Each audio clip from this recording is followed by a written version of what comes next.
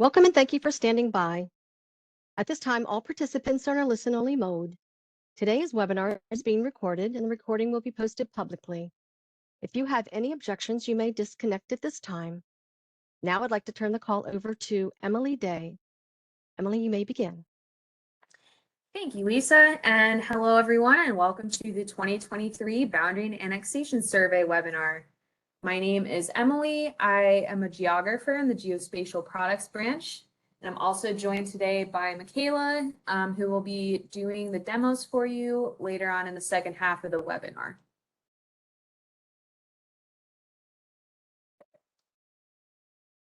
Today, we expect our webinar to run about 2 to 2.5 hours.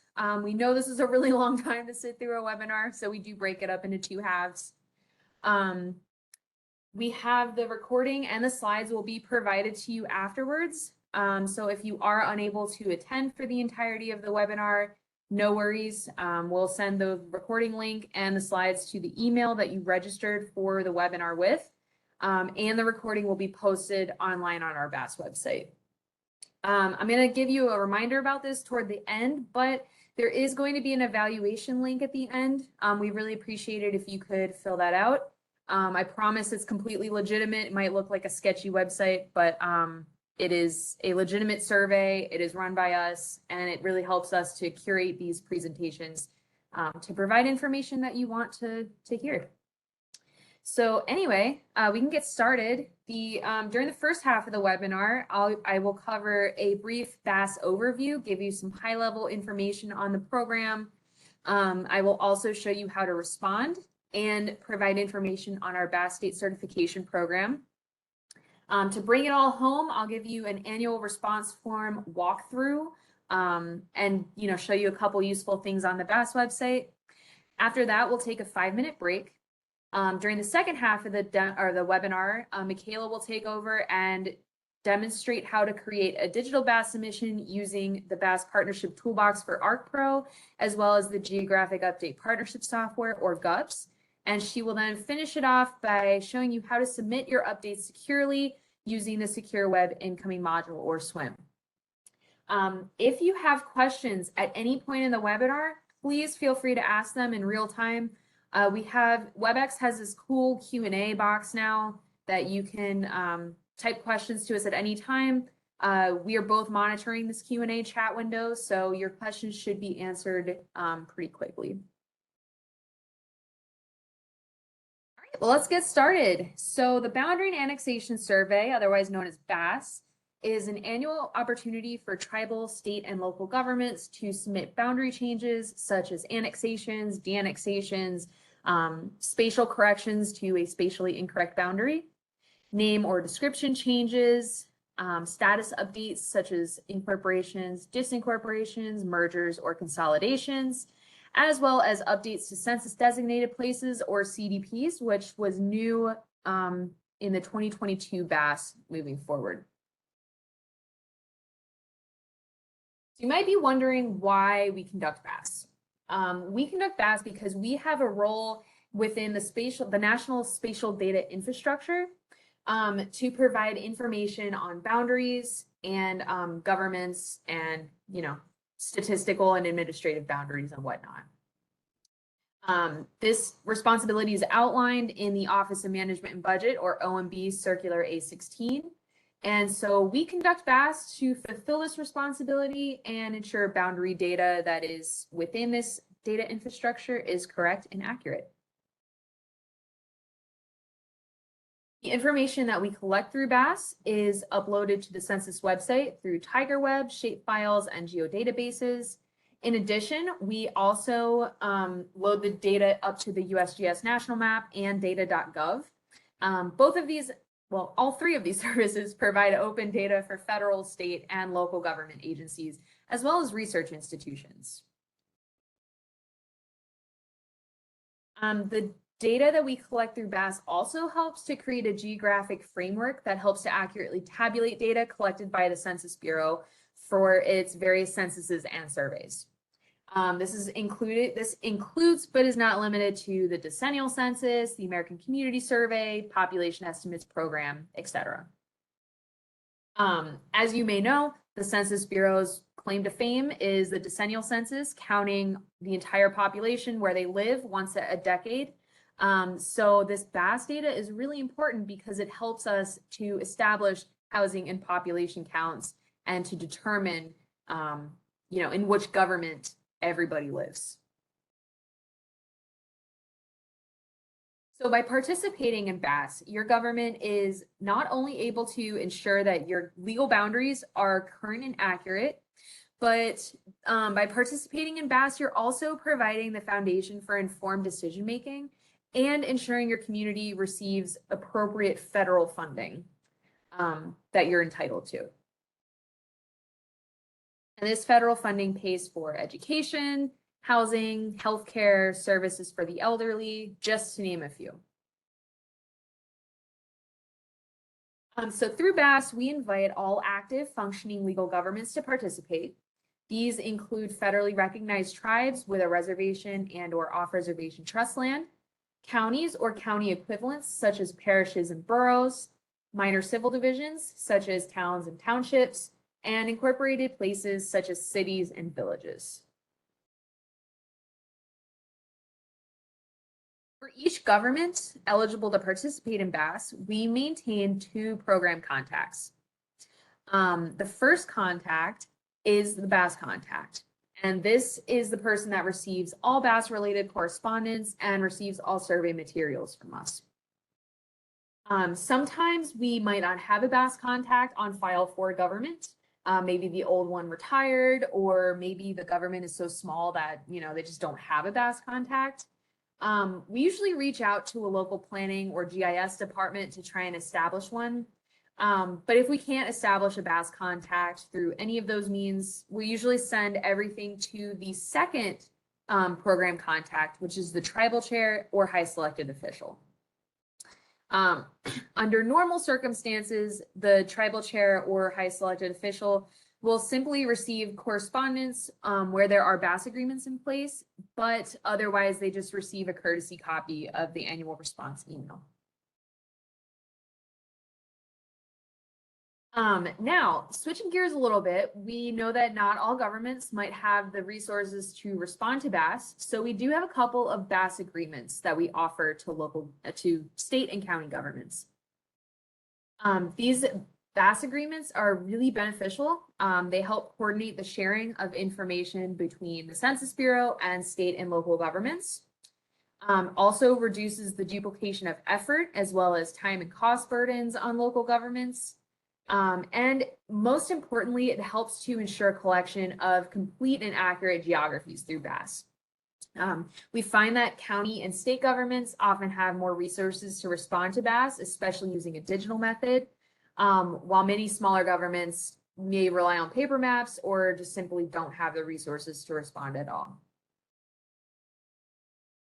So the first type of BAS agreement that we offer is called a state agreement.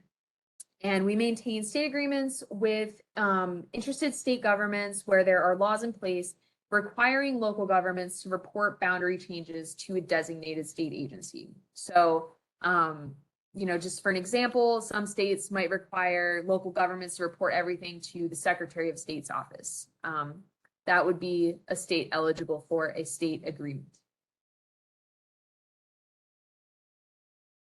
We do like to customize these state agreements as much as we can. We understand that each state has different needs. So we have a couple different types of agreements. The first agreement, under the first type of agreement, the state reports all boundary changes for governments within its jurisdiction. So local governments will send everything to that state agency, and then that state agency's office will package up all those updates and send them to us. And we maintain that agreement currently with Alaska, Arkansas, Kentucky, Maine, Massachusetts, Michigan, Oklahoma, Tennessee, Utah, Vermont, Washington, and Wisconsin. I did not forget Iowa. We are currently working out an agreement with them. We have one established that is new, but they're still working out reporting responsibilities with their county governments. We also, for next year, we have just established new agreements in Pennsylvania and Delaware. So those two states get to join the state agreement party next year.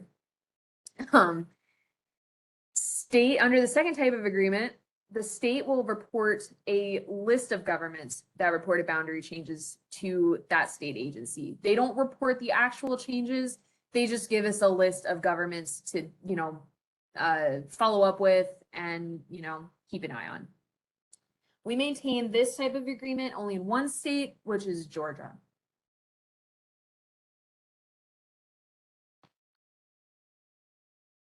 So a couple steps to establishing a state agreement. We're always working to establish new agreements with interested state governments, and we have had a lot of increased interest. So we're really happy to work with state governments on this.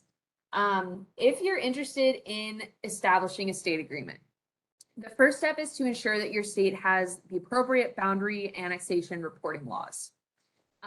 Luckily, we've done the work for you to find and collate all this information for you. So we have a document called the State Law Summary, an example of, I didn't want to go to the actual PDF itself, but you'll see screenshots on the screen from this form. Basically, under every state, it'll tell you what the highest reporting authority is for each type of change. So as you can see from the example on the slide, Florida would be eligible for a conventional state agreement. They require everything to be reported to the state or a state level agency. Illinois might not be eligible for a conventional state agreement. They only require annexations and de-annexations to be reported to the county level. So once you have determined whether or not you are eligible, go ahead and contact us at go.bas@census.gov. Just a note, we do encourage you to reach out even if you don't have the appropriate laws in place. Like I said before, we really try to work with state governments as much as we can. So we can try and come up with an alternative agreement for you. All right, so the second type of agreement that we offer is called a consolidated BAS or CBAS agreement. And we offer these to counties that are interested in submitting boundary changes on behalf of the governments within their jurisdiction. I just want to let you know that local government participation in CBAS agreement is completely optional. So here on the slide, we have an example of a county in Colorado.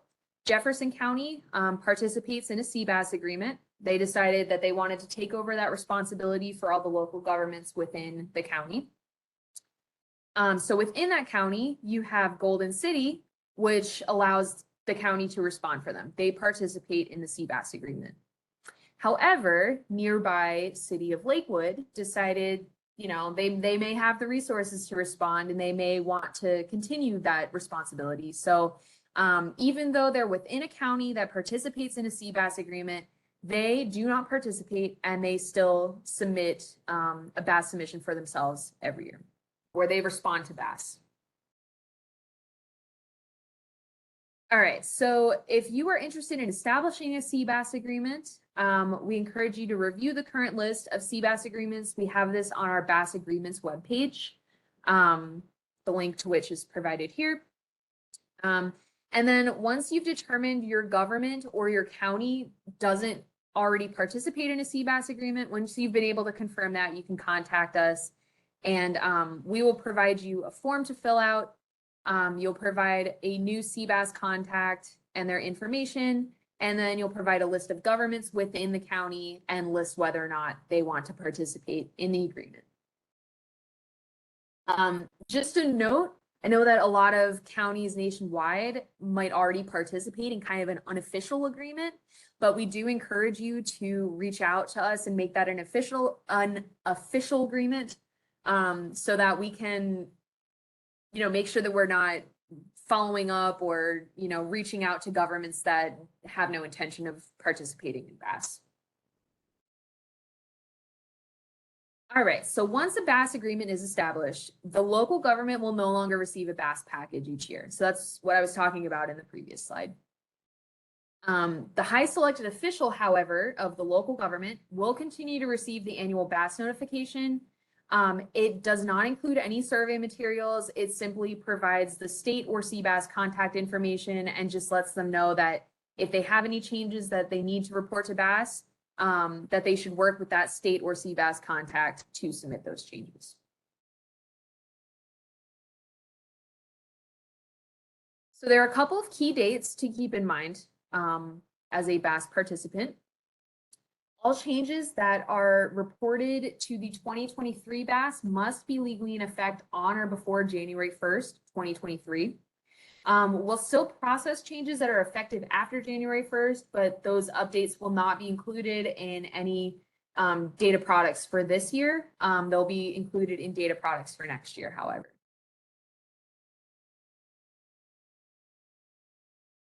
March 1st is the first BAS deadline. Boundary updates that are submitted by this date will be included in this year's American Community Survey and Population Estimates Program data products, as well as in next year's BAS materials. However, if you are a little bit of a procrastinator, no worries.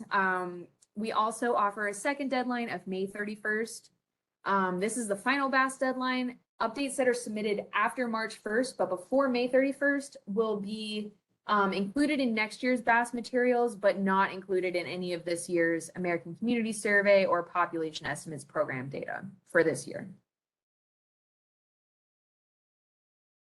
Okay, so that is the overview of BAS. Now I'm going to show you how to respond. So we kick off BAS every year in early January by sending the annual response email to all eligible governments. This annual response email is really just the announcement that BAS has begun, and it provides action steps, including, the link to the annual response form. The annual response form is a pretty comprehensive form. It allows you to register for a BAS webinar, review and correct government name or status, access boundary review tools to determine if you have boundary changes to report.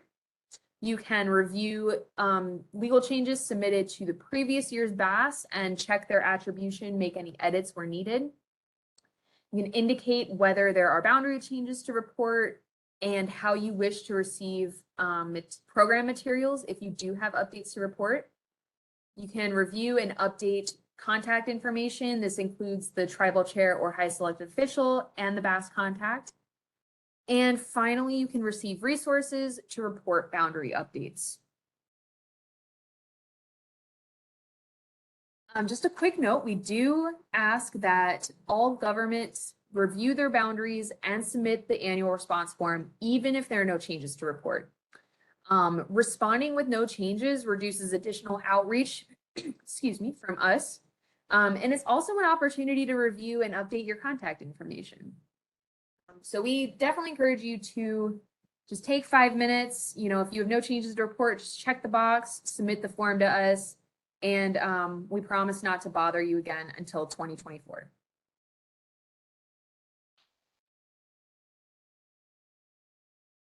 So your first main step in this form is to review your boundaries. And we offer a couple of methods for doing that.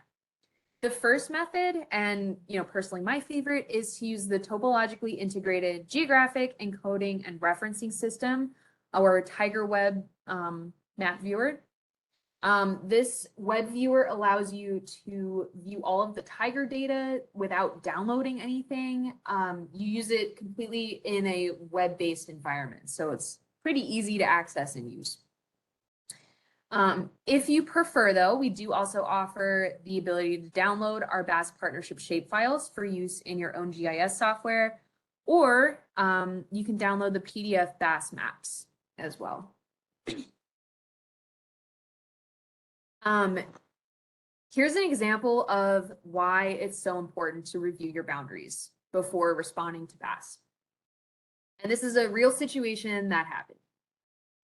So this government in 2015, they had no changes to report. The BAS contact reported no changes. In 2016 and 2017, however, the government annexed a pretty significant portion of land.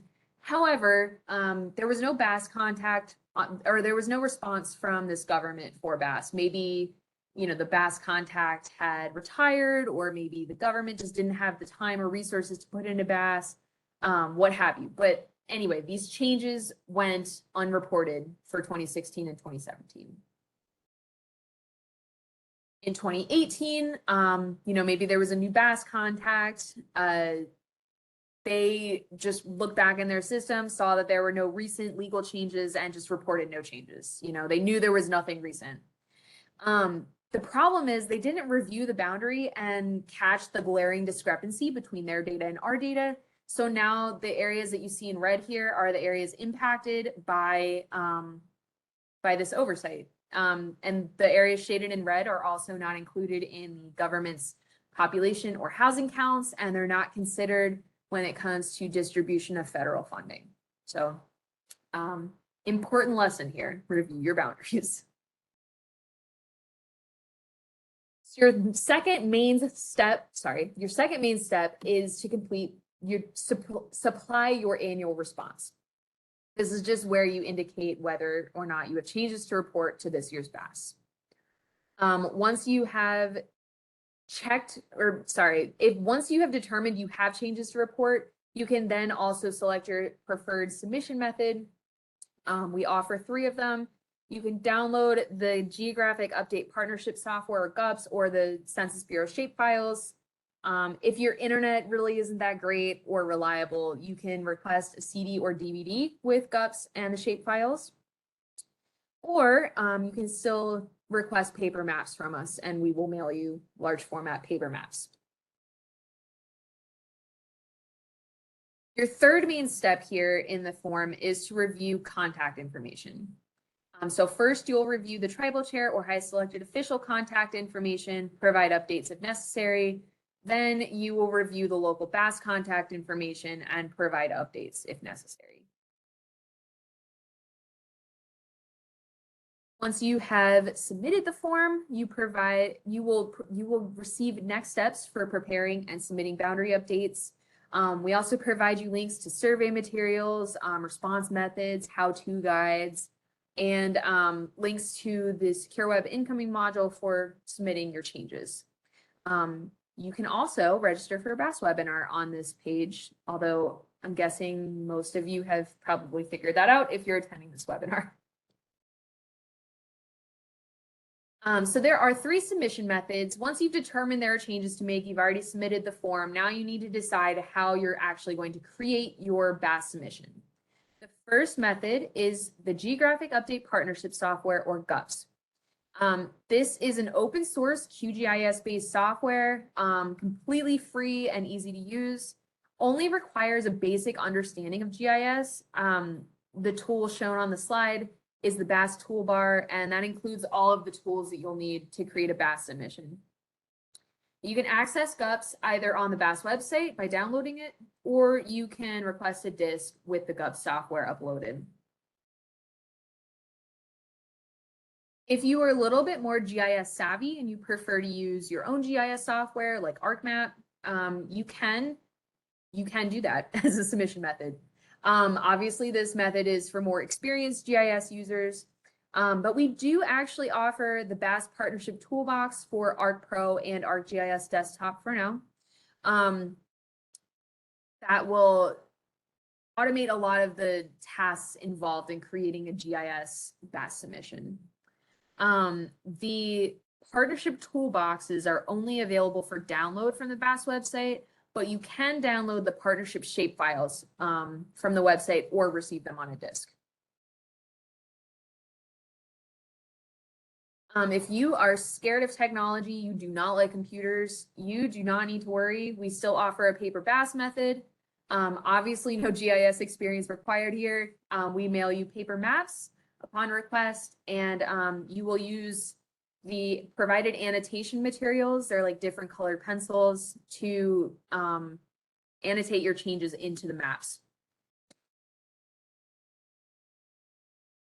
Once you are finished with your BAS submission, you need to complete the final step of returning it to the Census Bureau. If you use a digital response method, GUPS, or GIS, you will need to use the Secure Web Incoming Module, or SWIM, to submit your updates to the Census Bureau. This is our official web portal for uploading materials and is the only secure method for submitting digital files to us. Due to security reasons, we cannot accept any files sent through email or file transfer protocol or FTP sites. If you opted for paper maps, your job is a little bit easier. You just need to return the annotated maps using the postage paid return envelope that was provided, and all of your paper maps get sent to the National Processing Center. All right, so gonna switch gears a little bit and talk about a BAS related program called state certification. I know all of you are wondering, you get all these updates. How do you make sure they're legitimate? Well, this program is how we do it.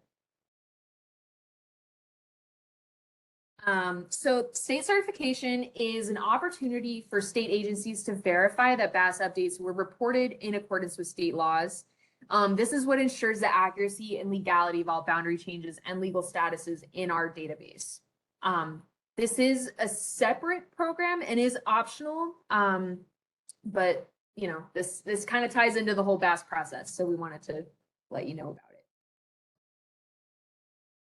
So through the BAS State Certification Program, each state governor designates a state certifying official, or SCO.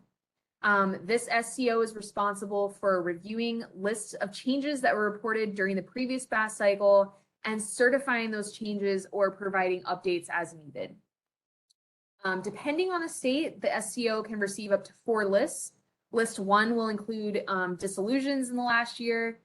List 3 will include a list of active incorporated places. List 4 is your list of active minor civil divisions, or MCDs, if you live in an MCD state.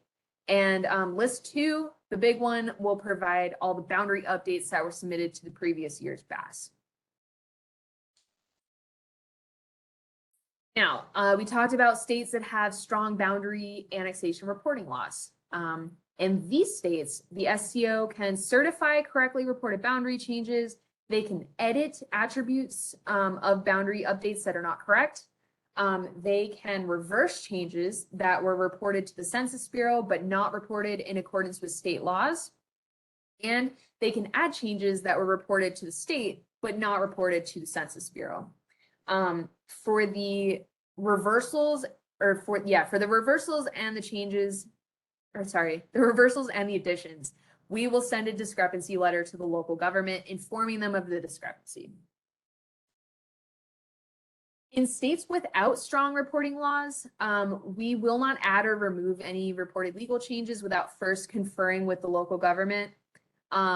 We will send a discrepancy letter to that local government and encourage the BAS contact to work with their state's SCO to resolve any discrepancies.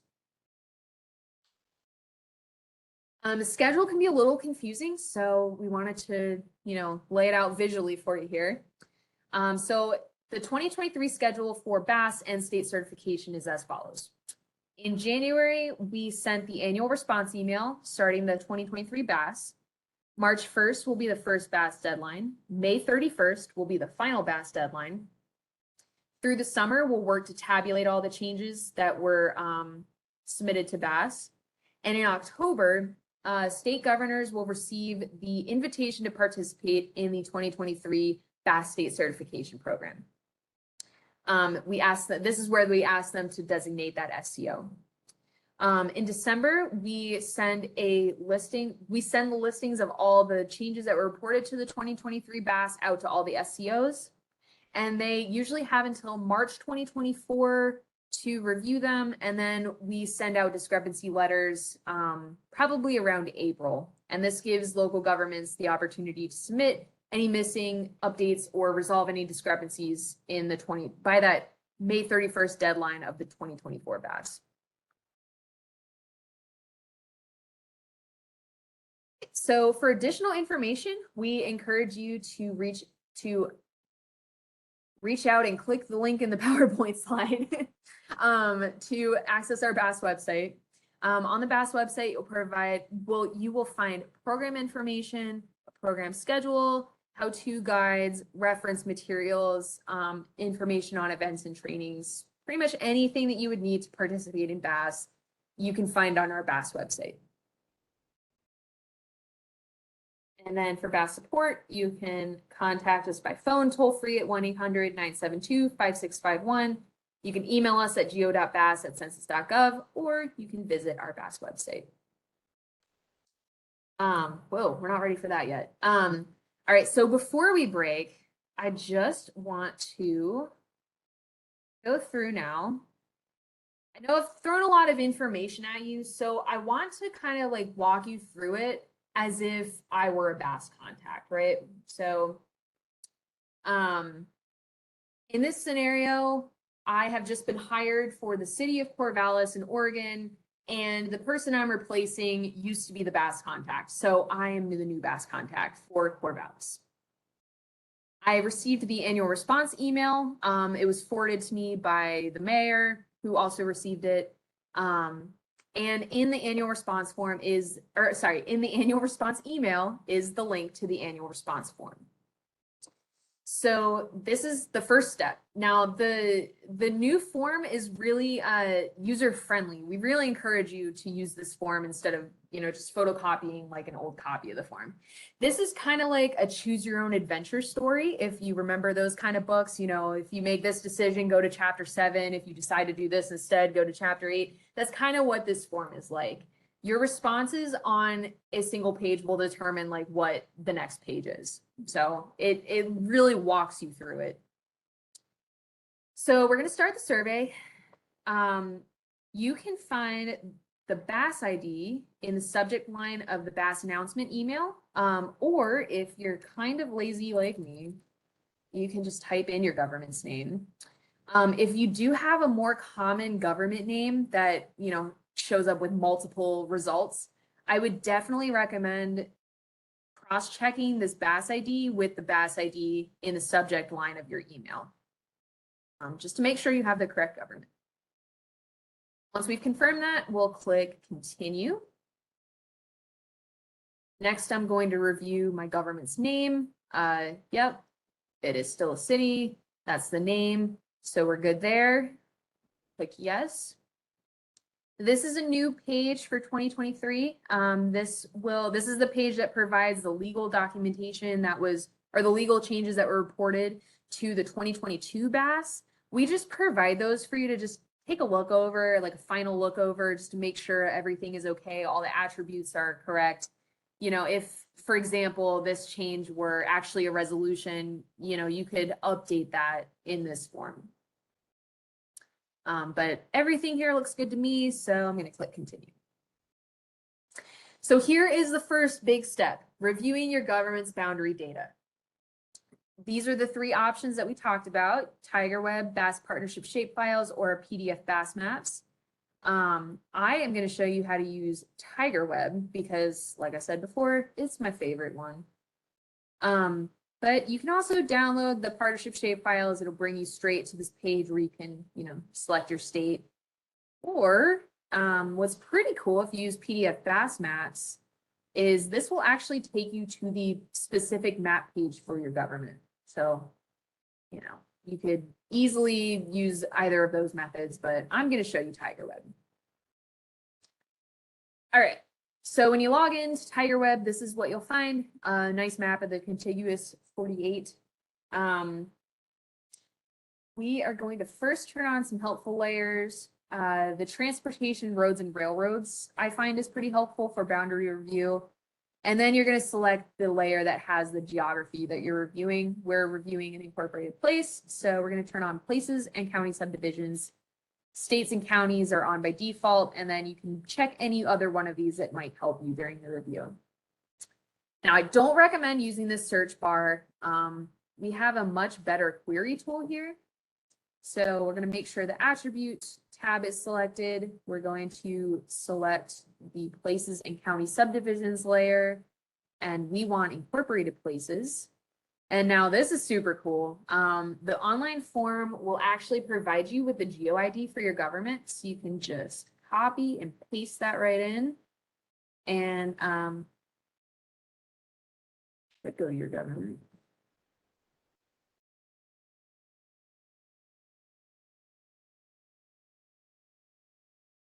There it is. Okay. So we've zoomed straight into our government. Once we're here, you can use the roller ball on your mouse to zoom in and out. You can click and pan, and you can also change your base map. So you can use the landmass, you can use terrain, or you can use my favorite, which is satellite imagery. So you will just go around, zoom and pan through your government, make sure everything looks the way that it should. If you know of of certain annexations that should have been reported or should be reported and they're not in there, you can see they're not in there. It's a really easy way to determine whether or not you have boundary changes to report. So in this scenario, I'm going to say yes, we have boundary changes to report. I know of a couple of annexations that need to be reported for this year that are not in the map. So this is where we select yes, we have boundary changes to report. And then, I'm a millennial, I'm pretty tech savvy, so I'm going to go with download. We have a good internet connection here at Corvallis, so, this is my option. Once again, you can select either of these and you will receive program materials. All right, so next, this is the third major step. This is where we review and update our contact information. We're going to start with the high selected official information. Yep, all that looks correct. Oh, except his term expired, but that's okay. He got reelected, so we can change that here. And then, here's where I can put in my information. Everything looks good except the email. Let's go ahead and update that. So once we've submitted the form, we receive this next steps page. I can find where to download my materials. I can easily access my digital method how-to guide.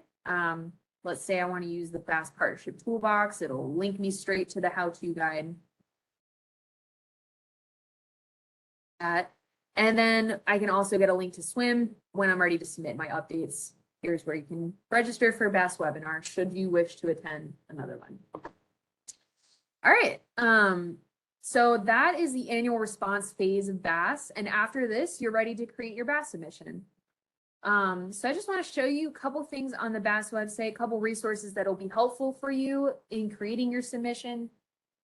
The first actually is a little different, but this is the BAS participation and response viewers. This is a really useful tool if you don't know who is responsible for submitting on behalf of your government, or it can be useful for seeing whether a government participates in a BAS agreement. I'm going to turn my legend on here. At this level, you'll just see the state level geographies, whether or not they participate in a state agreement. If you zoom in a little bit further, you will see county information show up. So you'll see easily which counties participate in CBAS agreements and which ones do not. And then zooming in even further, we will now find tribal, MCD, and place information. So you can easily go through that and determine the response status for each individual government. You can use this search bar. This search bar is safe to use. So we can come in here, type in Corvallis, and it'll zoom right to the area that we want. So we can see here where, even though I was hoping to punt that responsibility to the county, unfortunately I have to respond for myself here. So, so this is a useful tool. This viewer is only updated once a year with new participant information. That's usually when the BAS participation level changes. So the next viewer is the 2023 BAS response viewer. This is the same deal. You will see state information here. Zoom in a little bit closer, you'll find county information. Zoom in even further, you'll find individual local government information, MCDs, places, tribal. And it'll just let you know whether or not the government submitted changes, whether they responded with no changes, whether they've completed a BAS submission. I think we've gotten one already from a couple governments. So And now this viewer is updated twice a week, every Tuesday and Thursday morning at 7 a.m. Eastern. So if you make a BAS submission Tuesday afternoon, you should see this updated in here Thursday morning. Let's go back to the main BAS page real quick. This is the second thing I wanted to show you. This is the BAS videos tab. You'll find many informational instructional videos on how to complete a BAS submission. Some of the information needs to be updated, but for the most part, this is a good resource for you. And a more up-to-date resource will be found here. In about a week's time, we'll be replacing the 2022 BAS webinar with a link to this webinar that's being recorded right now. So this is where you'll access that.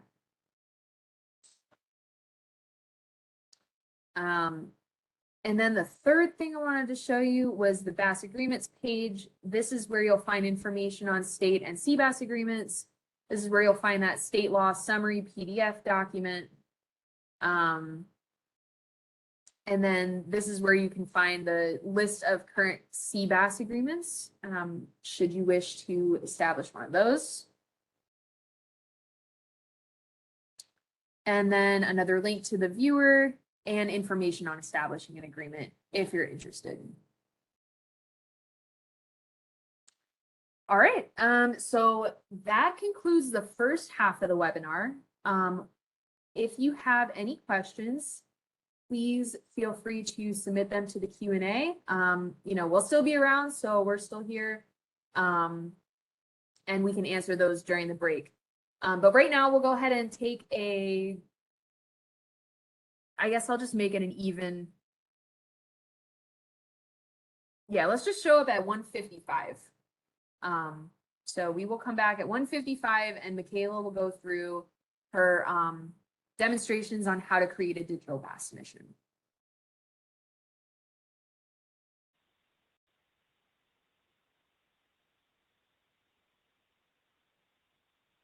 All right, good afternoon, everyone. Welcome back. My name is Michaela Schwartz, and as Emily mentioned, I will be doing the technical demonstrations today. Like Emily, I'm going to be throwing a lot of information at you, but I promise we have step-by-step guides for everything available on our website, and this recording will be made available to you after the webinar through our website. So just hang in there with me and we'll get through it together, and all this information is available. So first, I just want to cover some of the basic requirements for participating in BAS through one of the digital submission methods. So you're going to want to have the ability to use either the Geographic Update Partnership Software, which I will refer to as GUPS from here on out, or another commercial GIS software in order to update data provided by the Census Bureau. You're also going to want to have contact information for the BAS contact, which is the person updating the data, and the highest elected official or tribal chair. For all legal boundary changes, including annexations, de-annexation, new incorporations, and disincorporations, you should also include legal documentation and effective dates.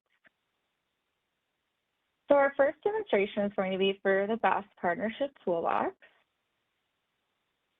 Just a few things here before we dive in. To automate the process of creating your digital BAS submission using GIS software, the Census Bureau has created the BAS Partnership Toolbox.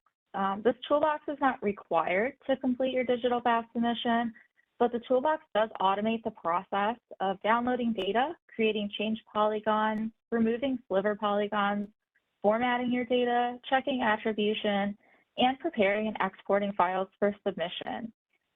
So currently the BAS Partnership Toolbox is only able to automatically create boundary updates. However, it will create blank change layers, and we provide instructions for manually creating feature and CDP updates. And I'll go over that in the demo. So to start creating your submission with the toolbox, you will want to have your 11-digit BAS ID for your government or the government being processed.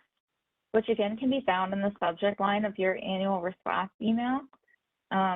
You'll want to have your government's local shapefile or feature class showing the legal boundary of the government being processed. There are certain fields required within the local boundary data, which I will cover during the demo. And you will also want to have the BAS Partnership shapefiles. And as a reminder, those shapefiles are available for download from our BAS website or on a disk upon request, but the toolbox automates the process of downloading those shapefiles if you would prefer to do it through the toolbox itself. So lastly, to use the toolbox, you will need to have either ArcGIS Pro 2.9 or higher, or ArcGIS Desktop 10.0 or higher already installed on your computer. You will also need to download the toolbox as well as the how-to guide from our BAS website. And I'm going to go ahead and get started with the demonstration, and I'll start off by showing you where you can download the toolbox as well as where how-to guides are located. So this is our BAS website, as Emily showed you. My favorite way to get to the tool information is to go for information for respondents on the left-hand side of your screen. In order to find all of the how-to guides, you can click on this respondent how-to guides link. We have guides for GUPS, for the desktop version of the Partnership Toolbox, as well as the Pro version of the Partnership Toolbox. We also offer the BAS Paper how-to guide in case you aren't submitting digitally. And we also offer a technical guide, which just includes some background information that's applicable to all methods. So in order to download the toolbox, you'll go to the response methods page, and you'll see here we have a box for the BAS Partnership Toolbox. This is also where you can download GUPS. So everything is here. There's also some information for paper BAS. But for the BAS Partnership Toolbox, it gives you a little information on what the toolbox is, and you'll go to this for instructions, and to download the toolbox, you'll go to the BAS Partnership Toolbox webpage. It's important here to make sure that you're downloading the appropriate version of the toolbox, so either for ArcGIS Pro or for ArcGIS Desktop. For the purposes of this demonstration, we're going to be using ArcGIS Pro. But like I said, all the information for using desktop is available on our website and in that how-to guide. And if you've used it in previous years, it hasn't changed much for this year. The basic tool functions are still the same, so no worries there.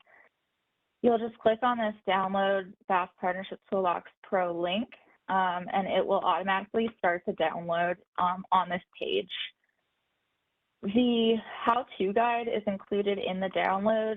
We also provide a link to it here. We try to provide it in as many places as possible so that you can get the help you need while you're working through your submission. Once you download the toolbox, it's going to download as this zip file. You'll unzip that file and you'll get this DBAS folder, Digital BAS. Within the DBAS folder, there's an empty folder for projects. This is where you'll be setting up your project, which I'll show in just a moment. There's a setup subfolder, which includes the toolbox itself and all of the tools. Again, here's that how-to guide, as well as a log with any change notes from version changes. It's very important that you do not edit or change the folder structure within this DBAS folder. Everything is optimized to help automate this process. So if folders are moved, it's going to mess things up. So you can just leave all of this as is, and we're going to hop over to Arc Pro and show you how to set up your file.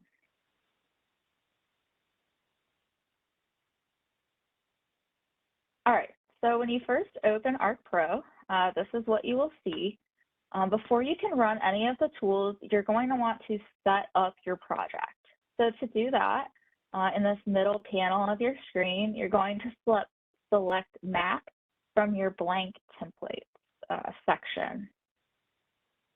Once you do this, you're going to enter your BAS ID as the name. So again, for this demonstration, we'll be using the city of Corvallis. So I've entered their BAS ID here. And then under the location, you're going to want to navigate to that DBAS folder that I just showed you.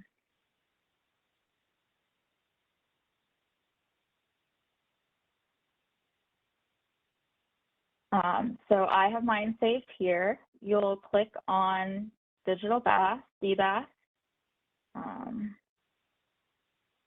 Sorry, it just reset where I was.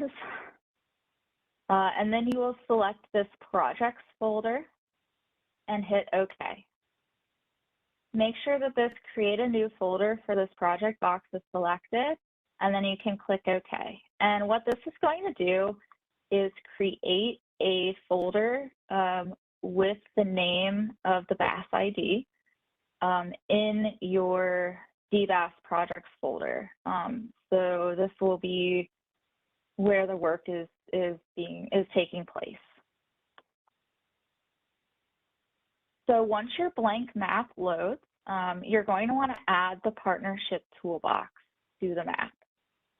If in your catalog pane over here, if you expand the toolboxes, you'll see that it's just added a generic toolbox for your project. That's not what we're going to be using.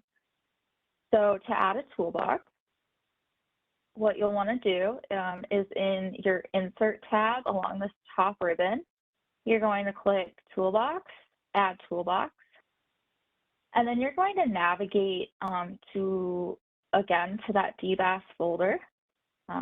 So wherever you've downloaded the partnership tool, the DBAS folder, and then you're going to go to Setup and select your Partnership BAS Tools toolbox. You'll click OK, and then you'll see that the toolbox is added. If you expand the toolbox, you can then see all of the tools that are included. So we have the Project Setup tool, which gathers your partnership shapefiles if you're downloading them from the website, or if you would like for the tool to automatically pull them in from the website. If you would like to download them yourself before getting started, you will want to have those downloaded and in a known location before you run the Project Setup tool.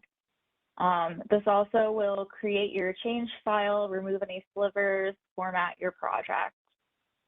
Next, we have the Create Additional Changes tool, which will help you create those blank layers for any CDP, linear feature, or point and area landmark layers. Next, we have an attribute check tool, which will check for missing information in the attribute table, such as if you have a legal change and you haven't included that legal documentation information. And lastly, we have your export submission files, which allows you to add any extra documentation or files that you wish to include, and it wraps your submission up in a nice, neat package that you will then upload using our Secure Web and Incoming Module, or SWIM, which I will be demoing later. So I'm going to go ahead and set up our project. So we'll just double click on the tool. Again, you're going to want your BAS ID. I recommend just keeping that handy throughout this whole process. Next, you'll select whether or not you want to use the data downloader. So if you select yes, again, it'll automatically pull in the partnership shapefiles for you, or you can select no, and you'll be asked to navigate to the path where you have your zip file saved. Next, you will choose the changes to be processed. So in this case, it's going to be incorporated place. Something to note here, if you are a county government submitting on behalf of the places within your county, under user's BAS ID, you would enter your county BAS ID, but then you would still select incorporated place under changes to be processed if you were submitting on behalf of the places. Next, you'll want to choose your local boundary file. So the Partnership Toolbox works by comparing your local boundary file to the Census Bureau partnership shapefiles and creating changes, or what we call change polygons, that show the differences between those two layers. So you're going to navigate to your local file. Mine is saved here. And I'm going to click OK. And next, you're going to want to type in the name of your name field in the local data. For ours, that's just called name. Something to note here, you're going to want to make sure that you have a field in your local boundary file with the name of your government so that it matches the name as it's shown in the partnership shapefiles. I will show this quick once we actually get the project loaded, but you're going to want to match the case. So I know that for Corvallis, the name is just Corvallis. We don't write Corvallis City. It's just Corvallis with a capital C and the rest is lowercase. So I've already made sure that my name field on my local data says the same thing. And then you'll hit run. This tool can take a few minutes to run. So I've gone ahead and set up the project beforehand so that we can just open it quickly and you don't have to watch a tool run. It's usually, like this one ran yesterday in a little under 5 minutes. So it's not like an insanely long time, but it can take a little bit of time because it's going and getting those shape files and creating the changes. So I'm going to go ahead and jump over to the project that I already have created. This is what your map will update to once you've finished running that tool. As you can see, there is some, sorry about that, symbology that is automatically applied and layers that are automatically added to the table. So I'm going to go ahead and just turn off the map and the topographic map and hillshade for the sake of my internet, as those can take a while to load. But they are here for your reference if you need them. You'll see here, we have this BAS 23 underscore BAS ID underscore changes underscore ink place layer. This is the changes that the tool has created. So this is going to be the file that you're working with. Additionally, some reference data has been added to the map. So any of these are all of the BAS partnership shapefile data that have been added to the map for reference. If we go over here to folders, this is your project folder that you created when we first opened ArcMap. And you can see here that a geodatabase has been created for your BAS ID. There's a reference feature data set. This includes all of those BAS partnership shapefile layers that are already added and symbolized in your map. And then there's a submission feature data set here. This includes that changes layer, and it also adds your, sorry, one second.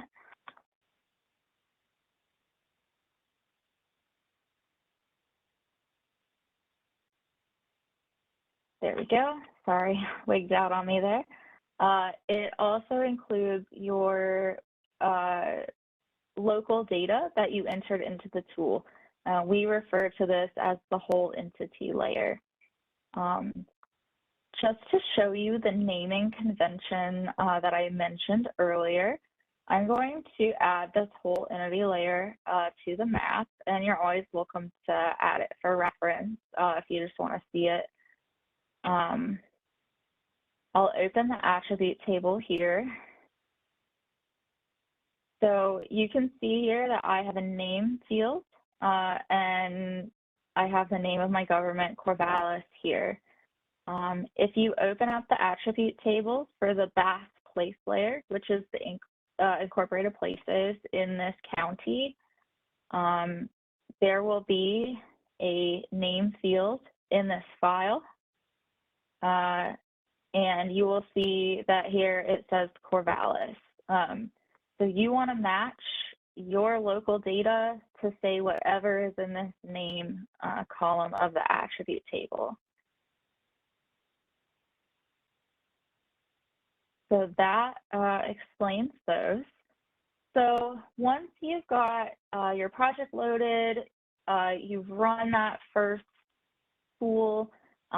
Let's say I know I also want to create changes for some CDPs in a CDP in my county. You can go ahead and run your Create Additional Changes tool. I'm going to go ahead and do that step now. Again, as always, you'll need your BAS ID. And then under changes being processed, you'll see that we have a wide variety of changes that you can choose here. For this demonstration, I'll choose CDP, but you can also create a layer for linear features, area landmarks, or point landmarks. Those are the non-legal geography and feature updates that we accept. So I'll choose CDP, and you'll see that that local boundary file goes away. Those options go away. That's because this tool won't do any comparisons. It's just creating a blank layer for you to put changes in. So I'm going to go ahead and run that tool so we can get that blank layer. And this one runs pretty quickly.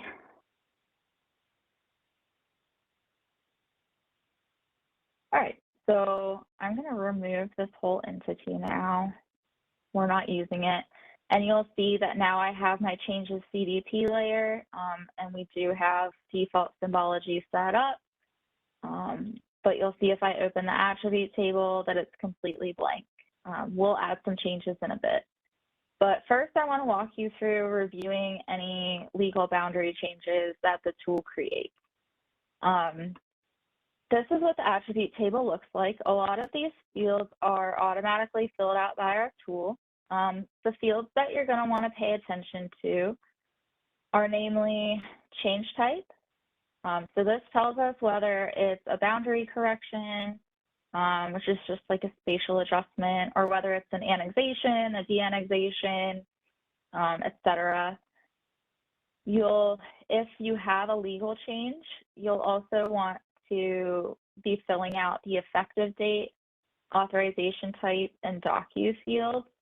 The effective date is the date that the change went into effect according to the legal documentation. Your authorization type is going to be ordinance, resolution, whatever authorized that legal change. And the docu field is going to be the document number, so ordinance 1234, for example. If you are in the state of Georgia, area is required. If you are outside of the state of Georgia in any other state, you do not have to provide the area, although if you do have that information, we will take it and put it with the change for our records. The last attribute that you'll want to pay attention to is the relate field. This tells you whether or not the change is taking area out of the geography or adding area in to the geography. So what I like to do is just go through the table line by line and look at the changes and make sure that it's either supposed to be a boundary correction or add legal documentation information if I know it's a legal change. So let's say for the purposes of this example that I agree that these are all just boundary corrections Areas where the Census Bureau data is incorrect and there's no legal action that has changed the boundary, we've just had it represented incorrectly. As you can see, these are usually smaller polygons that are just shifting the boundary a little bit. They're not changing the entire shape of the boundary too much in most cases. Let's see, I get to this one. I'm like, wow, that's a really big change. That looks like multiple parcels, or at least one very large parcel. So let's say I remember, or I know, like, oh yes, we've had a de-annexation here. If that's the case, I would come into the edit the attribute table, modify my change type to D, and I would put in the effective date of the change. There's a nice little calendar to help with that in ArcGIS Pro. And then let's say this was an ordinance and the ordinance number was 1234. So once I finish editing and I click off of that row, the edits go into effect and you'll see that the color here has changed to blue. That's for de-annexation or deletion. So this symbology will update automatically based on what kind of change type you choose in the attribute table. So I'm going to skip to these couple in polygons for this demonstration. And let's say I know that this is definitely an annexation. And you know what, I remember that this one is an annexation too. Let's say for the demonstration that I am not sure what the date is. It looks like some date got entered here automatically. That doesn't seem right. So I'm going to come back to this and check it later. I accidentally created an extra row there, so I'm just going to remove that quick.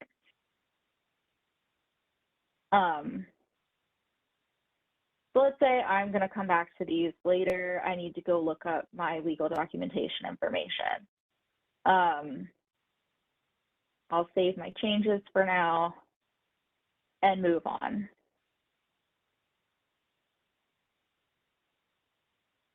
So next I want to go ahead and get these census designated place changes in. I'm going to open the BAS CDP table so that I can find the one that I'm looking for.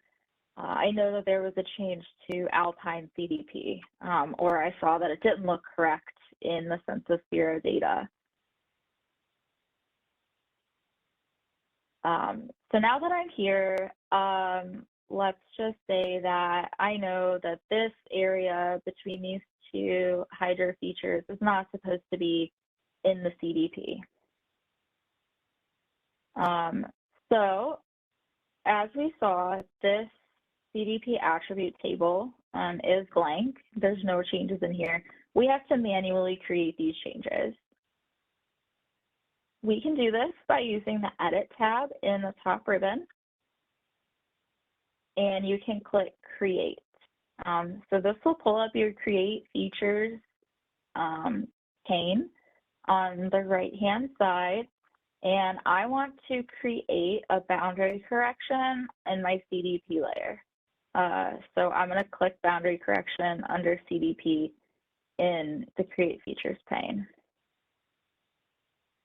You can use any of the standard tools in ArcGIS Pro to create these changes. Since it's a face that I know is no longer in the CDP, I'm going to just use the trace tool to trace my face.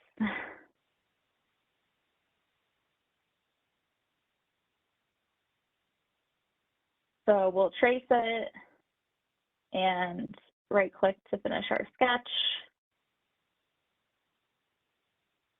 And we'll see that it's now added this change to our attribute table for the CDP changes with a change type of B. If you are creating changes this way, we ask that you do try to fill in some of this attribution, particularly the relate field. This is going to be taken out. And then the name, so that was Alpine. And that's the basics of what we need. Our how-to guides do include required attribution for these additional change layers. So you can always refer to that guide if you're not sure what is required. But basically, you just want to give us enough information so that we can figure out what you're asking, because we don't want to remove anything that shouldn't be removed or add anything that you didn't want added. So we're just asking that it's clear to us what you're trying to accomplish with this change. So let's say that's all my changes. I'm pretty sure I'm done.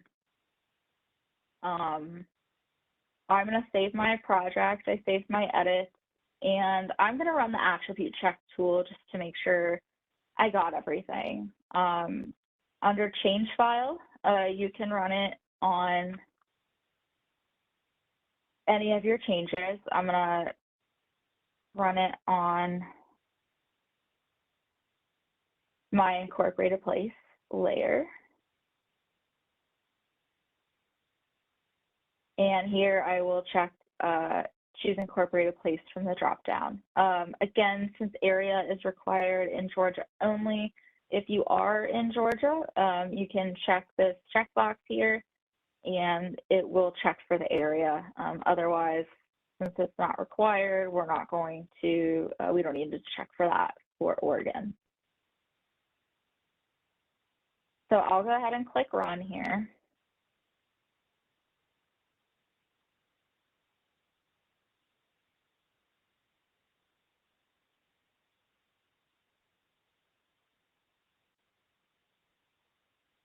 Not sure why it says there was a queue. Let's try that again.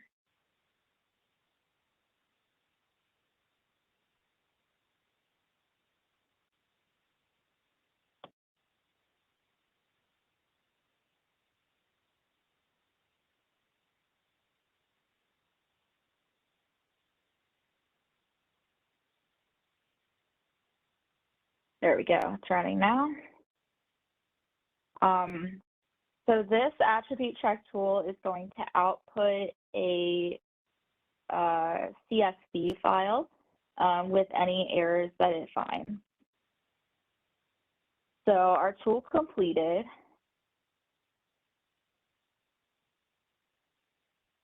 And if I go back and I refresh my folder, my workspace folder for my BAS ID, I'll see that there's now an in-place error CSV file. You can open the CSV file through your, if you navigate to the folder in Windows Explorer, you can get to it there and open it in Excel.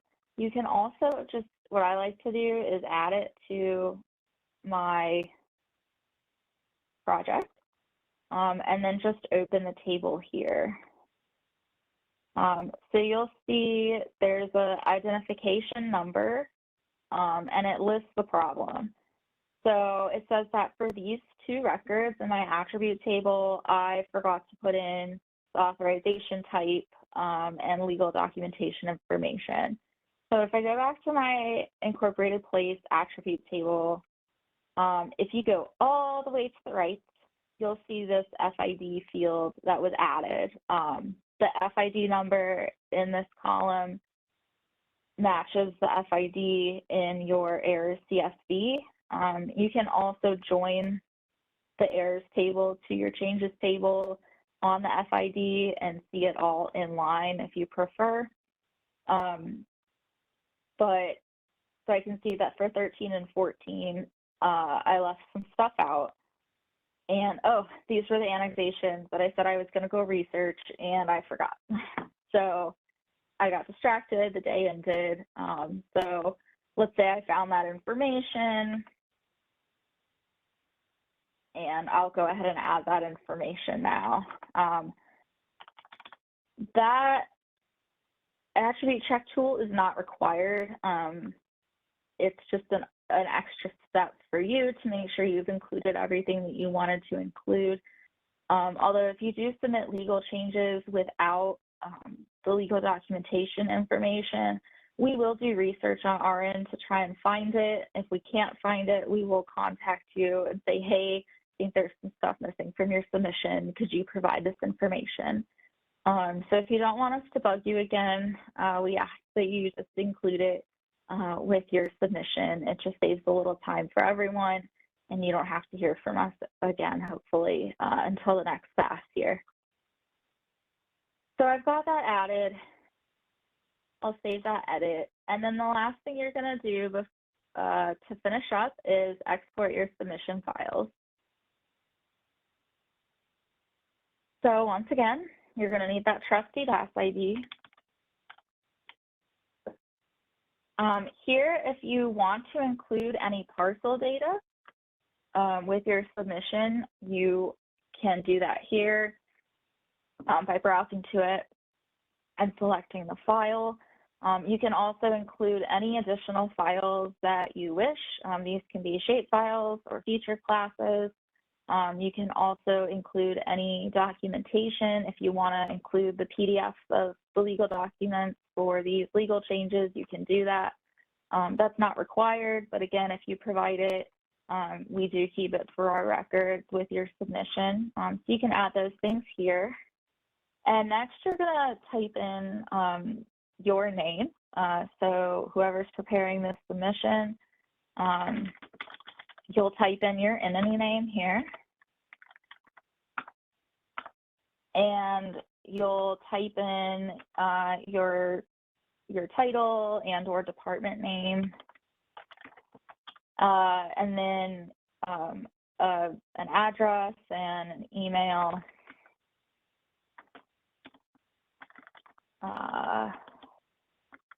And I believe that this contact information is not required, but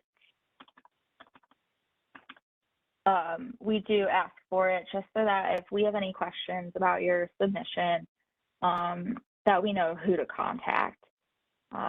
So once you fill out all that information, you can just click run. And like I said, this packages everything up all nice and neat. It also launches SWIM for you so that you can just log right in and submit your changes. I will provide a SWIM demonstration after the GUPS demonstration, so hold tight for that. But it does launch SWIM for you to make your life a little easier. And what you'll be submitting through SWIM is if you go to your project folder in that DBAS tool, you'll see that now we have a zip file that says BAS23 return with your BAS ID. This zip file is what you will be uploading through SWIM. So it has everything packaged up, named, how we would want to see it named, and ready for you to submit. All right, so I think that that should cover everything for the partnership toolbox.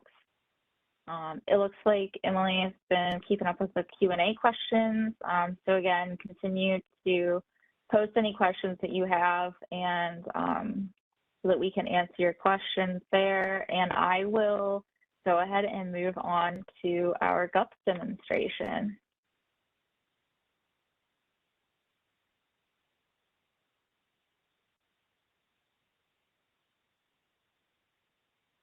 So, the Geographic Update Partnership Software, or GUPS.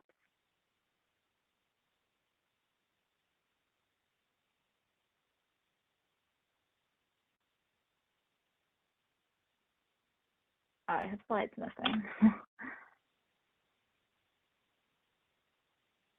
Sorry about that. I think I clicked too fast through a slide. So as Emily mentioned earlier, GUPS is a customized Geographic Information System, or GIS software provided by the Census Bureau. GUPS runs in QGIS, which is an open source software, and it contains all of the tools and functionality required to create your BAS submission.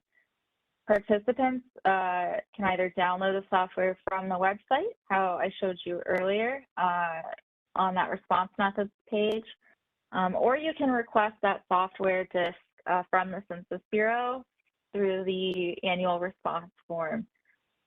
Please note that if you have used GUPS before, you need to download the latest version of GUPS every year. We update the software yearly. So even if you've used it before, you'll want to download the newest version from the website. All right, so now we'll get on with the GUPS demonstration. And just a reminder, let's go back to that response methods page. Information for respondents, response methods. We have a GUPS download and installation instructions page. That's a mouthful. And here you can download GUPS. There are also some basic GUPS installation instructions. These instructions are also in the how-to guide, but we've included them here on the screen for easy access. We also have a link to that how-to guide here. It is important to note this little note at the bottom of the screen. You may need to work with your IT staff to install GUPS if you have special permissions for your work computer. So if you or the IT staff have questions about installing GUPS, you can always contact us through geo.bas@census.gov, and we can help with any installation issues. So once you have GUPS installed, I'm going to minimize a few things here. Bear with me. I apologize. You can launch GUPS from your Start menu. You're going to launch it through QGIS Desktop 3.4.4. This little Q icon. I already have it launched, so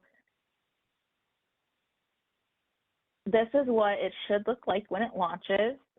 This map management window is for GUPS. If the map management window does not open, you can check to see if you have a GUPS tab at the top menu bar here. You can launch the map management window this way. You can also choose About GUPS to see your current version. This is especially helpful if you've used GUPS in the past and you want to make sure that you have the most up-to-date version. We're using version 17.0.0-2 for the 2023 BAS. So in the map management window, the easiest way, in my opinion, to see if you have the correct program or the correct version installed is under Program. It's going to tell you the year for BAS. So you can select the 2023 Boundary and Annexation Survey. If you are a tribal government, you will select the 2023 Tribal Boundary and Annexation Survey. I'm going to demo the non-tribal version. They offer the exact same functionalities. It's just one is optimized for tribal governments. So to get started with GUPS, you are going to select that program. You'll then select your state.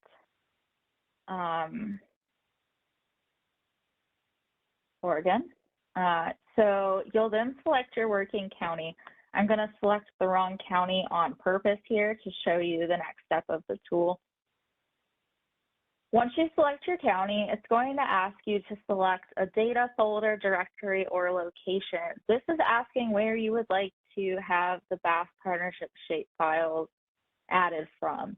If you requested a CD or DVD from us with the shapefiles on them, you should have that CD inserted into your computer disk drive, and then you'll select the CD/DVD option. If you downloaded them from the website yourself to a location on your computer, you will select My Computer, and it will ask you to navigate to that location. Otherwise, if you would like to have the shape files pulled in from the web automatically, you'll choose Census Web. Again, this part can take a minute, so I've already got a project set up for us, so you don't have to wait around. So I'm going to go back through, and also just to point out this scroll box, you can scroll, or you can just click in the box and start typing in your state name. That can be easier, especially if you're near the end of the list.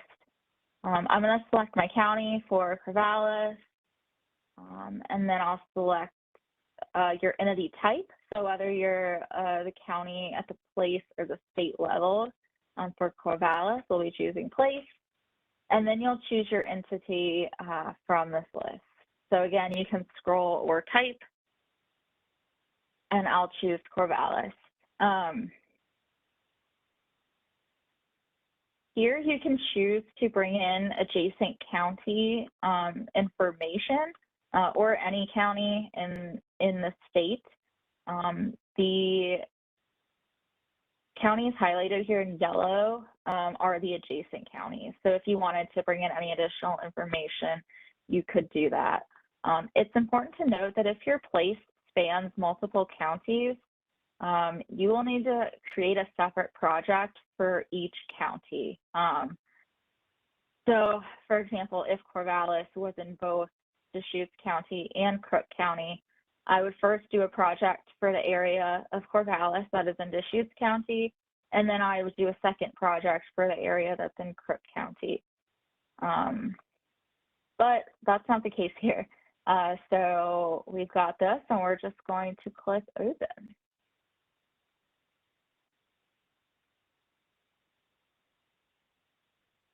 So this is going to create your project. Like with the Partnership Toolbox, everything comes in already symbolized, all the information added that you should need for your submission. The only thing that's not already added here is your local boundary layer. So I'll show you how to pull that in just a minute. I just want to give you an overview of QGIS and the GUPS application. So here you'll have your main GUPS toolbar, things like the Save button. We suggest that you save often, just in case GUPS crashes. You don't want to lose any of your hard work. So save often. If you do need to switch counties or projects, you can reopen that map management window here. All of your zoom and pan tools are here as well as various querying tools. Our how-to guide does have an appendix that explains every tool in detail. So if you want more information or you're not sure what tool to use or how a tool works, I highly recommend you checking out that how-to guide. It has better information than I could sit here and explain to you in the time that we have. So this is your main GUPS, your main QGIS toolbar. The BAS GUPS toolbar is the second one. These are going to be the bulk of the tools that you're using to create your changes. These tools with the black lines are add, delete, and modify linear features. This tool here is to modify area. So we'll be using that to create a couple boundary changes. You also have some automated QC tools that we'll go through. You can export your project. This is how we'll export it once we're done and ready to submit. You can also add an internet map service. You can add TigerWeb map services, and there's also either Esri or Census imagery that you can add. We also have these update buttons for point landmarks here. Along this left side here, there are various tools to add other shape files or layers or REST services. So I'm going to go ahead and use this Add Vector Layer tool. It's this little V with the plus sign to add in our local boundary file.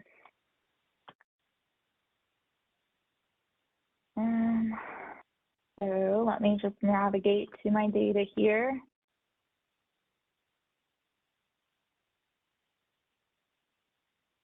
When you're doing this through QGIS, you will want to choose the file that ends in .shp and says shapefile, SHP file in your type, and click open. You can click add, and you'll see that our boundary is now added to the map here in your layers panel on the left-hand side. Just to go over other things in the layers panel, we do not have the changes layer in here yet because we have not created any changes. So you'll see that pop up once we get into the demo a little further. But you have all of the edges, various geographies for your county, and these fringe placeholders. So if we had added in any adjacent county data, they would be shown under here in fringe. So I'm going to start zooming in here. You'll see that as you zoom into the map, more data is available.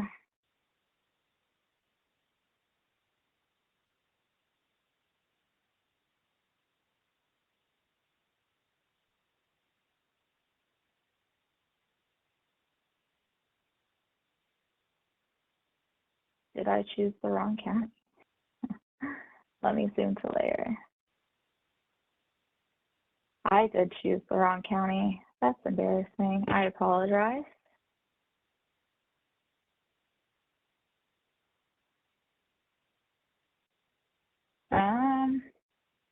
Give me just a second while we gonna reset up the tool here, our map.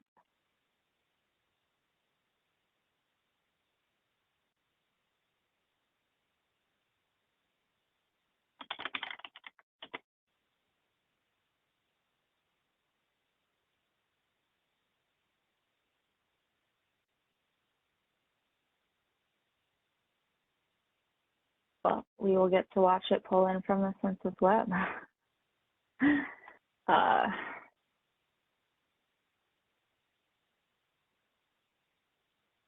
There we go. So luckily that was pretty quick. I will go ahead and click open, and it'll load us a fresh map in the correct county this time. I think we had used Deschutes County in a previous demo, and my brain just conflated the two. So I apologize again for the delay there.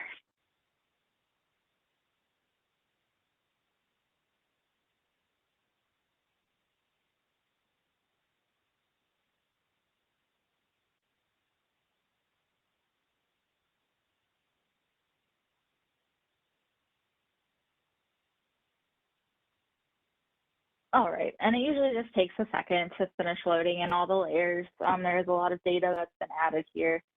So I'm going to re-add our local boundary layer. It's already saved. There we go. All right, now we're in action. So I have zoomed to the Corvallis boundary. I'm going to go ahead and edit the symbology for my local layer so that I can, I like to make it as an outline so that I can more easily see the differences. So with the BAS Partnership Toolbox, that looks red so we can see it easy. With the BAS Partnership Toolbox, you'll remember that those changes were created automatically. However, with GUPS, this is going to be more of a manual process where you're going to be looking for differences between your local boundary and the census boundary, or if you know where changes such as annexations or de-annexations have taken place, you will be able to find those on your map. So let's say I see this difference in my boundary.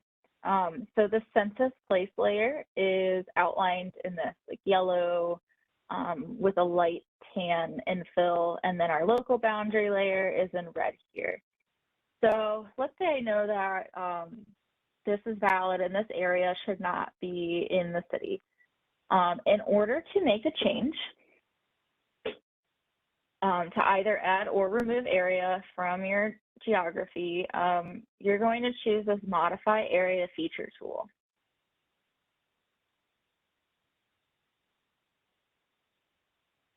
So once you have this tool open, you're going to select which level of geography you're making a change for.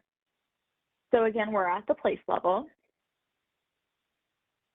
You're going to select your place from the list here. So I'm selecting Corvallis. And then you're going to want to select your faces on the map that, in this case, we want to remove from the boundary.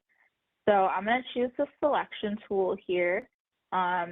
This selects features by an area or by a single click. So I can draw a box, or I can just click once and it will select those. There's also, you can do by polygon, freehand, radius, and this is also where you can clear your selection. So I'll select by click, and you can click to select one face. If you want to select multiple faces by click, you can hold down your control key. And I'm going to make sure to get these two smaller faces up here. So there's a face at every line intersection. So if it's multiple like this, you want to make sure to select them all. So next, since we're removing area, I'm going to hit this red minus button for remove area. And let's say that this is just a boundary correction. I'm not really sure why the Census Bureau had it in the layer, you know, as in the city, but it's just a boundary correction. There wasn't any sort of legal change that caused this to be removed. It's just never been in. So I'm going to select boundary correction from the list and click OK.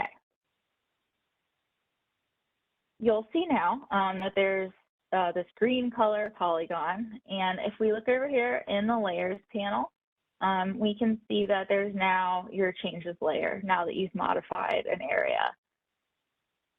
Again, with different colors for the different types of changes. So that's good. We finished that part. I'm going to zoom back out and look for more changes.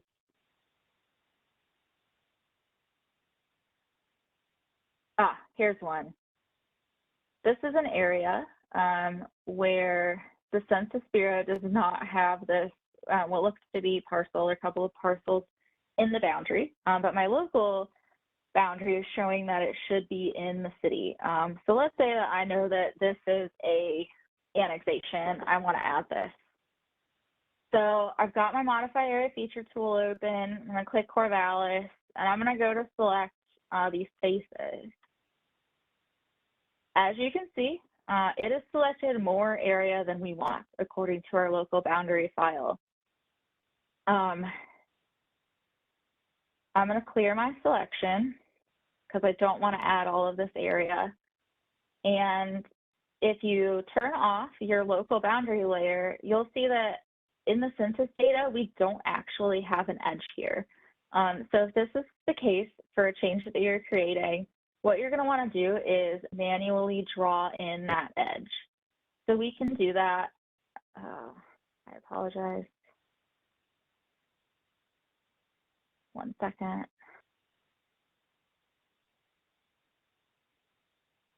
Okay, we can do that using your Add Linear Feature tool. That's this black line with the green plus sign. So I'm going to select that tool, and then on my map, I can come in and draw an edge.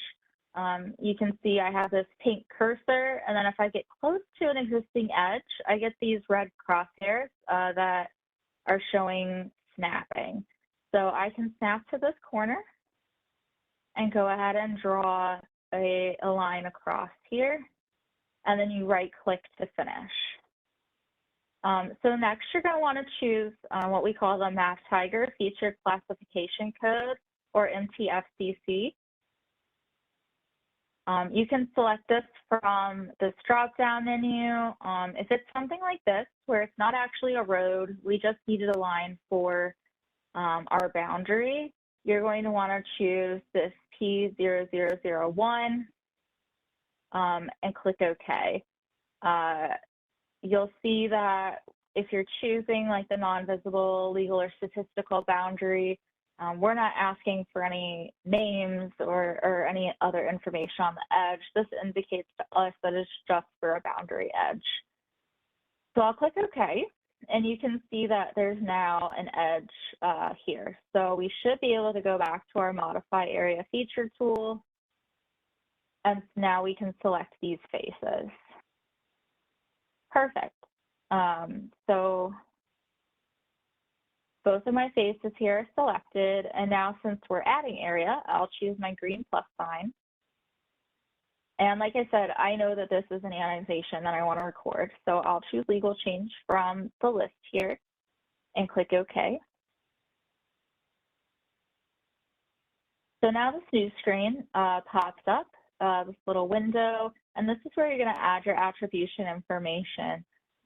So you can choose the effective date of the change. Again, there's a handy little calendar. You can choose your authorization type here. You'll then add the ordinance number in this case.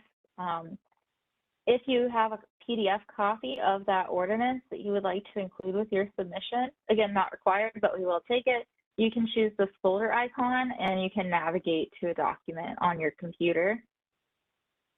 And next, you're going to select the change type. So you'll choose whether it's an annexation, a corridor, or an offset. I'll select annexation here. If we were removing area and that was a legal change, your drop-down option here would be de-annexation. So then you'll click OK, and we'll see it's on the map, and it's symbolized as an annexation according to our layers panel here. So then I would turn my boundary back on and keep looking for changes. So you would do this until you thought you were done. You think you've recorded all the information that you needed to record. Like with the toolbox, you can include changes for other areas. If you wanted to have any area landmark or hydro changes or changes to census designated places.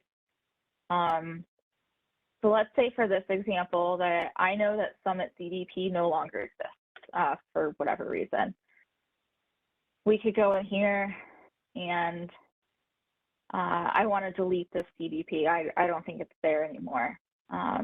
You would come over to this left-hand side, or right side, sorry, left and right, right side of this Modify Area Feature box and choose Delete Area Feature. You can also change attributes if there's an incorrect name for any of your geographies, or you can add an entity if there's a new entity. But just for the purposes of this demonstration, I will select Delete and click OK. And then it shows up here as a CDP change, and we're deleting it.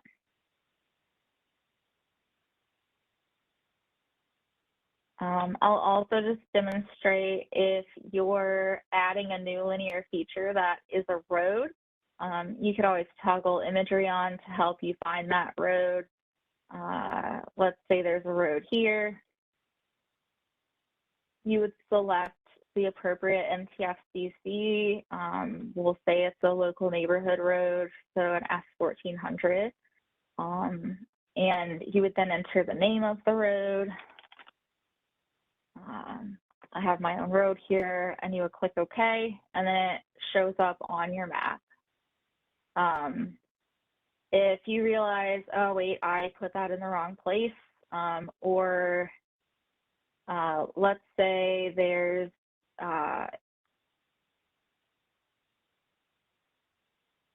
let's say I put that in the wrong place. I can choose the delete linear feature tool, reselect that road and click OK.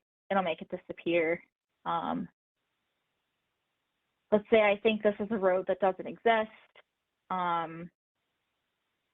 It's in the census database. I'm like, I don't think that one exists. I can use that delete linear feature tool to mark it for deletion. You'll see that it shows up with these X's across it. And then let's say, for example, I accidentally selected the wrong road for deletion. And I'm like, oh, that one is there. I don't want to delete that. You can, again, use this delete. It's called the delete or restore linear feature. It's called restore because if you click on a deleted edge, it says restore linear feature. You can click OK, and it's back. No harm done. So I'm going to say that I'm done creating my changes. I'm going to go ahead and save my document. Probably should have saved sooner since I had a few changes in there, but we'll save it now. And I'm going to try to export for census. So you can export either for census or you can export it to share with another participant. So if you're working with someone else on your submission, you can always export it to share with another participant, and then they can output it in GUPS as well. But we'll choose export for census and click OK. So it's actually going to check to see whether or not you ran our quality control reviews. We have one to find any holes, which could be small missed spaces, and we have one that looks for small area polygons. It will tell you the last time that these tools were ran. I used this county as a demo in 2022. So you can see that it's telling me I did run this tool technically, but it's been a while. So maybe you want to rerun it. If you have not run it before, it will tell you that it's not run and that you need to go run these tools before exporting. So you can find these QC tools by clicking this Review Change Polygons tool here. We have incorporated place changes, so I'll choose place from the drop-down menu. It will list all of the changes that you've created. If you want to go look and make sure that just visually it looks okay, you can see what all you changed. But the small area check and the find holes check are the ones you will want to run. So for these, you'll just click on the box. This says no change polygons smaller than 500 square feet present.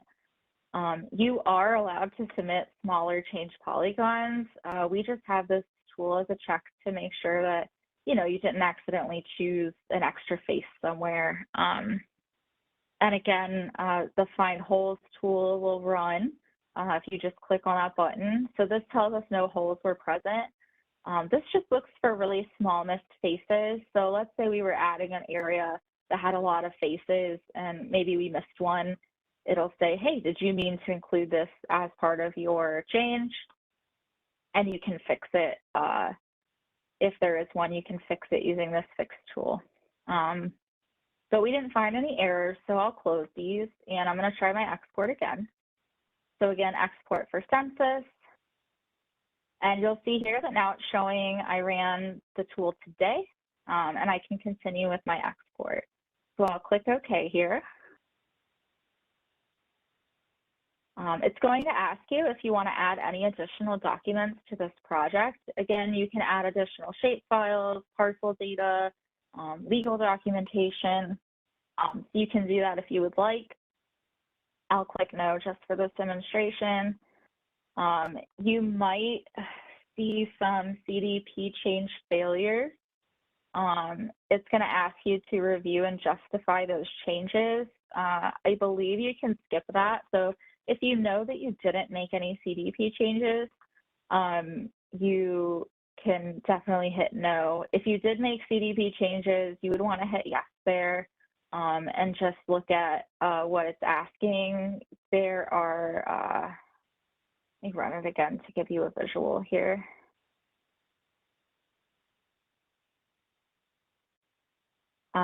So it checks for housing and population count. It says warnings must be fixed or justified before exporting. Errors must be fixed before exporting. Those show up in red, and anything that's in blue is just for your information. So for these, I can just say, give some sort of justification for this demonstration. I think you can type in your own, or you I thought there was a drop down with changes, but I also could have messed something up by making silly CDP updates that weren't valid. But you can provide your justification and click Save Export or not. It doesn't like me. So we'll just export and click No. And if that CDP tool gives you any issues, you can always feel free to reach out to us at geo.bats@census.gov, and we can help you work through any issues. But you should just be able to click No and continue with your export. Again, we're asking for your information so that if we have any questions, we can reach out to you.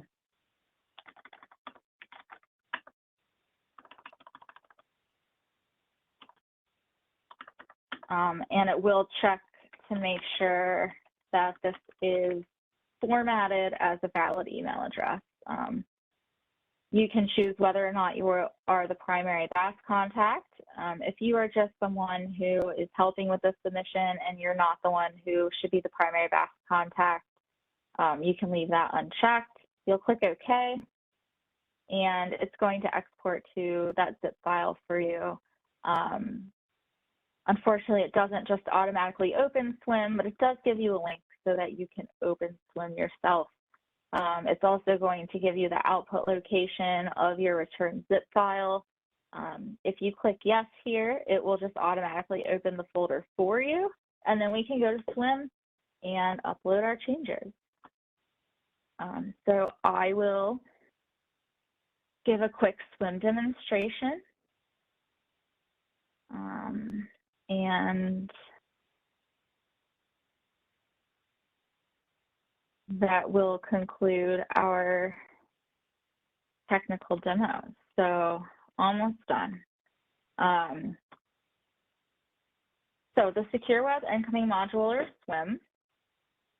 All BAS participants must use SWIM to submit your program updates. SWIM is the official web portal for uploading materials to the Census Bureau, and it's their only secure method for digital program submission. Due to security reasons, the Census Bureau cannot accept files sent via email or through any alternate file transfer protocol or FTP sites.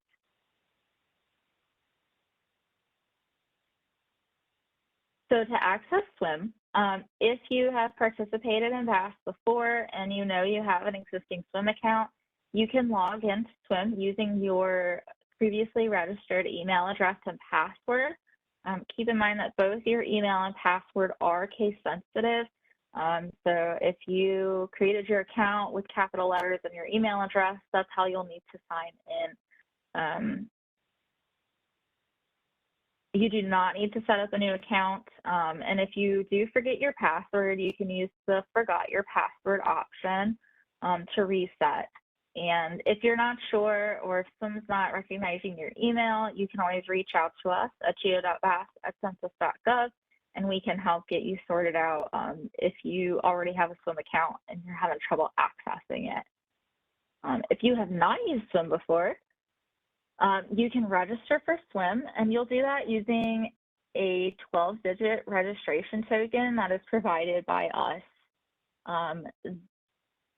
If you indicated on your annual response form that you wanted to use GUPS or download the partnership shapefiles, you will automatically receive the SWIM URL and a registration token 5 days after we received your completed annual response form.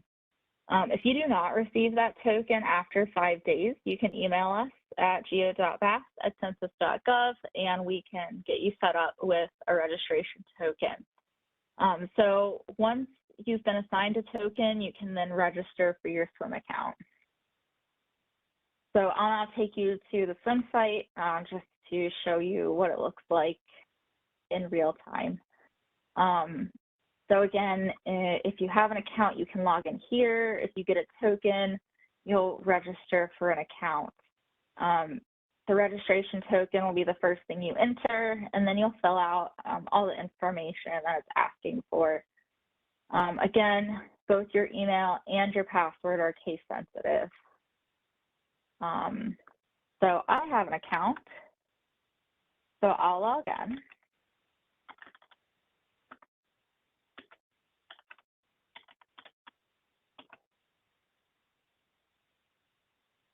And if you've never submitted to swim before, this is what your page will look like. If you've used swim for BAS or for any other partnership programs previously, you will see a table here with your previous submissions shown. Either way, you'll click the Start New Upload button. You'll choose your program. So for us, that's BAS. But as you can see, we use swim for a wide variety of census geographic partnership programs. Next, you will select which type of entity you're reporting for. So we are Corvallis, I'll select Incorporated Place. Next, you will choose your state and your place name.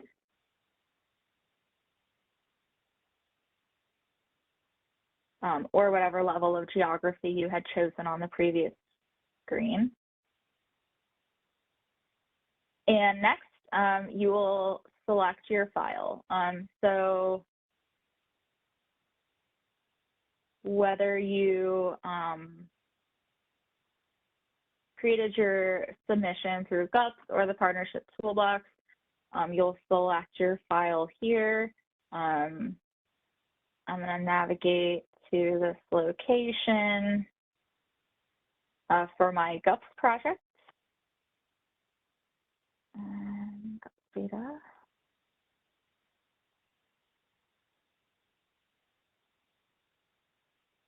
Output and choose my return.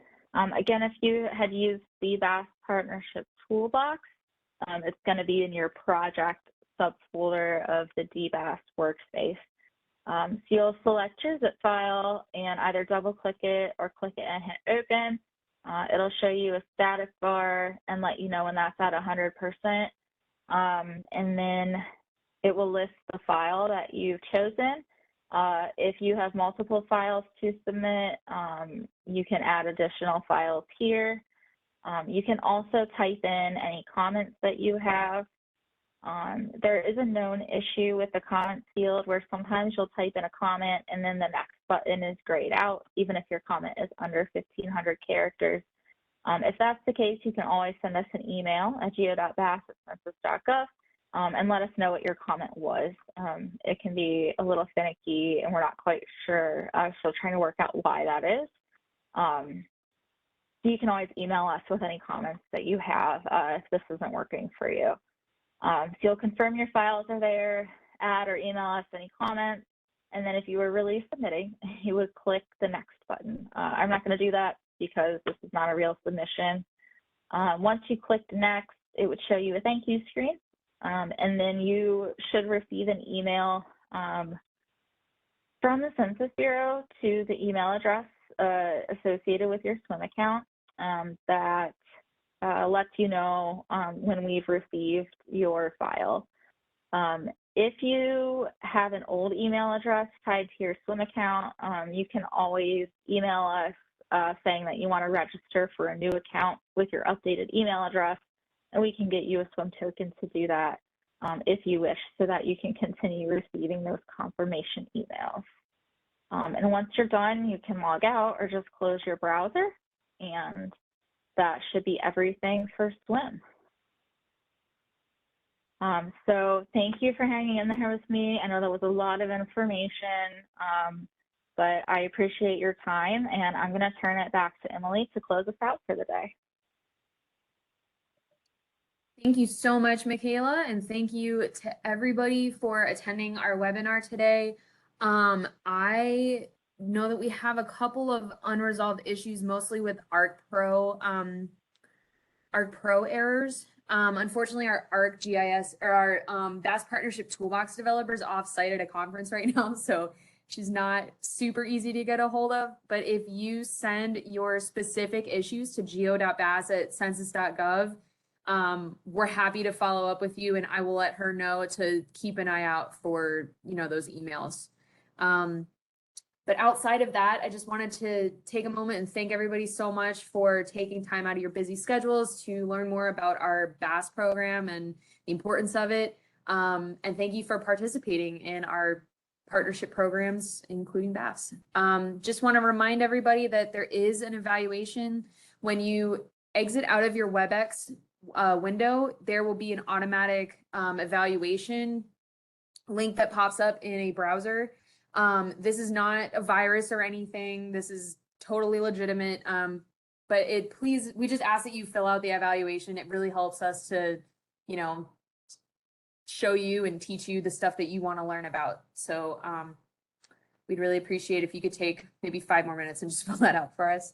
But yeah, I hope you all have a great rest of your day and a great rest of your week. And yeah, thank you. This concludes today's webinar. Thank you for your participation. You may disconnect at this time.